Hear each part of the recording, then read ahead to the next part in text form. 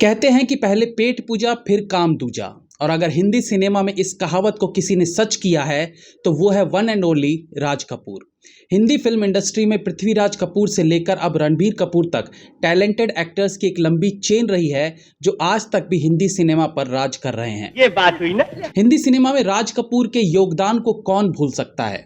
उनकी समय से आगे की सोच उनकी फिल्मों को दूसरों से अलग बनाती थी। धन्यवाद। काम के प्रति उनके पैशन के तो अनेकों किस्से सुनने को मिलते रहते हैं, लेकिन आज हम जानेंगे कि राज कपूर कितने बड़े खाने के शौकीन थे। शायद फेमस लाइंस जिसमें कहा गया है, यार कमाते किस लिए है, खाने के लिए ही तो, एकदम सटीक बैठता है उन पर। वेलकम टू पलट तेरा ध्यान किधर है।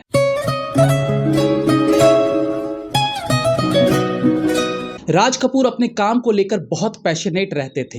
हर छोटे बड़े डिपार्टमेंट्स में उनकी दखलंदाजी रहती थी ताकि एक अच्छी फिल्म बनाई जा सके। उनके काम के अलावा उनके पीने के शौक के बारे में भी सब जानते ही हैं, लेकिन वो खाने के कितने बड़े शौकीन थे, इस बात का अंदाज़ा आप उनके शाम के खाने के रूटीन से ही लगा सकते हैं। क्या आपने मेरा अपमान करने के लिए मुझे बुलाया है? ठीक शाम के 6 बजे वो अपना स्टूडियो छोड़ देते थे और निकल जाते थे चेंबूर स्टेशन, जहां पर उनका एक फिक्स्ड गोलगप्पे वाला सड़क किनारे खड़ा रहता था। शाम को 6 बजे फ्री होकर सबसे पहले वो उस गोलगप्पे वाले की दुकान पर ही पहुंचते थे और गोलगप्पे खाते थे। गोलगप्पे समझते हैं ना, जिसे पानी पूरी भी कहा जाता है। इसके बाद कुछ आगे चलकर ही एक साउथ इंडियन रेस्टोरेंट था जहां वो डोसा और एक मेदू वड़ा का आनंद लिया करते थे। आजकल के एक्टर्स डाइट्स का ध्यान इतना रखते हैं कि वो डोसा को केवल सूंघ के ही उसका मज़ा ले पाते हैं, लेकिन राज कपूर साहब इन सब चीज़ों का मज़ा खा कर लिया करते थे। पानी पूरी, डोसा और मेदू वड़ा के बाद वो और आगे एक दूसरे रेस्टोरेंट की तरफ बढ़ते थे जहां पर वो एक फ़िल्टर कॉफ़ी पिया करते थे। ये रोज़ का उनका शाम का रूटीन हुआ करता था। इसमें कभी बदलाव नहीं होता अगर वो बॉम्बे में है तो। इवन अगर उस टाइम पीरियड में, यानी जब वो शाम को ये सब खाते थे, उस समय में किसी से मीटिंग होती थी तो भी वो अपना रूटीन नहीं बदलते, बल्कि जिससे मीटिंग होनी थी उसे ही उन जगहों पर बुला लेते थे। कई बार ये मीटिंग से सड़क किनारे गोलगप्पे खाते हुए भी हो जाया करती थी। जो लोग आरके स्टूडियो में आया जाया करते थे या जो वहाँ काम किया करते थे, वो जानते थे कि राज कपूर के समय में वहाँ रजवाड़ों जैसा खाना मंगवाया जाता था। दोपहर के खाने में एक चिकन डिश, एक मटन डिश, एक फिश का आइटम और एक झींगा या केकड़े का कुछ आइटम हुआ करता था। इसके अलावा वेजिटेरियन में कई प्रकार की दाल, सब्जियां इत्यादि के साथ 3 तरह के स्वीट डिश मंगवाने के बाद ही लंच की प्रक्रिया शुरू हुआ करती थी। जब वो खाने पर बैठते हैं और उधर की हवा चलती है तो वो खुशबू आती है। फिल्म मेकर राहुल रवेल जो राज कपूर के अंडर में काम करते थे, बाद में उन्होंने एक किताब लिखी थी, Raj Kapoor the master of work, जिसमें उन्होंने आरके स्टूडियो के बारे में काफ़ी कुछ लिखा था, जिनमें से इस फूडी पने के बारे में भी कुछ उल्लेख किया गया है। लंच में जो ये सब खाना मंगवाया जाता था वो सब मिलकर एक साथ खाते थे, तो कोई भेदभाव नहीं था खाने में।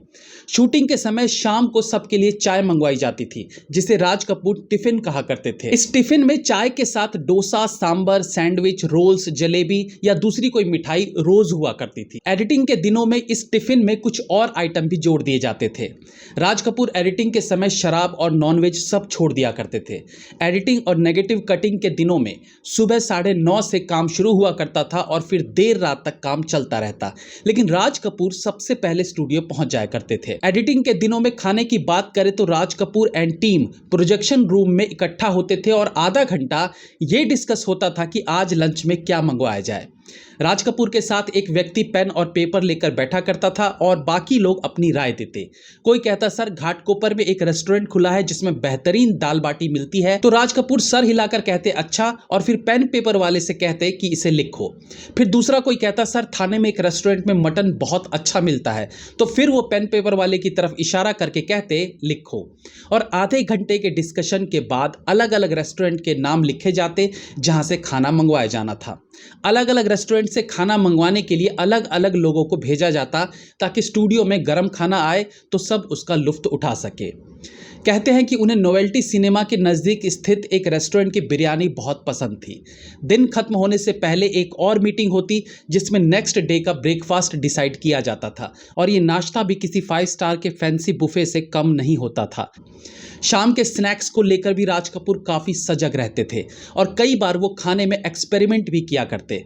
राहुल बताते हैं कि एक बार मैंने देखा कि वो पाव के बीच में बटर के साथ जलेबी रखकर खा रहे थे, जिसे आप स्वीट जलेबी सैंडविच कह सकते हैं। इसे खाते देख राहुल रवेल ने कहा, सर आप इसे ऐसे कैसे खा सकते हो?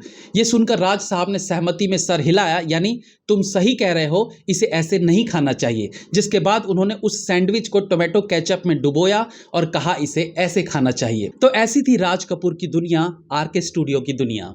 आपको ये एपिसोड कैसा लगा हमें कमेंट सेक्शन में जरूर बताइएगा। That's all for today friends, be safe, have fun. मिलते हैं अगली बार फिर किसी नए एपिसोड के साथ। तब तक के लिए